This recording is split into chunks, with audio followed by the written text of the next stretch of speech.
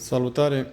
Astăzi vreau să vă prezint un X6 la foliat, dar nu despre asta era vorba. Noi am montat folii pe geamuri. O să încerc să trec un pic pe aici, că avem mai multe mașini în lucru și nu prea am spațiu.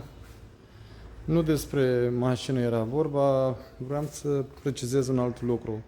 Nu este pentru prima oară când dumneavoastră, clienții, doriți folie omologată, dar nu doriți timbre pe geamuri. Oarecum eu înțeleg, pentru că sunt mașini mai noi, așa, într-adevăr, nu vă plac timbrurile alea pe geamuri, care, nici noi nu avem nicio treabă cu ele. Nu prea se poate folie omologată fără timbre pe geamuri, adică nu se poate, nu că nu prea se poate. Deci folia este de calitate, uitați, razele UV le respinge în proporție de 100%, căldura 98%, deci avem o folie ceramică, nimic de zis. Dar clientul a precizat destul de clar, nimic de zis, domnule, nu vreau timbre pe geamuri. Noi nu i-am pus niciun timbru pe geam, absolut nimic. Este o folie de calitate, dar nu este omologată în cazul ăsta.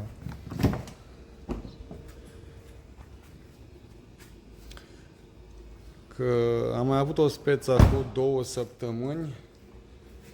La finalul lucrării, clientul a venit și a fost foarte supărat de ce am pus timbre pe geamuri. Noi ca firmă, vă dați seama, noi știm că trebuie să facem așa cum trebuie făcut. Și nu prea i-a convenit deloc. Ideea este foarte simplă. Folia omologată trebuie să aibă timbru pe geam. Timbru pe geam nu-l punem noi că vrem reclamă sau știu eu ce altceva. Pe timbru trebuie să conțină firma care a montat folia, transparența care o are folia respectivă, ce marcă de folie s-a montat, numărul de autorizație al Registrului Autoromân care ți le eliberează pentru montaj folie și numărul certificatului de conformitate a foliei respective. Acolo sunt datele tehnice, practic, la folia care s-a montat pe geamuri. Da, cam asta e treaba.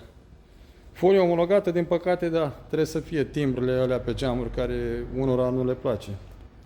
O zi bună!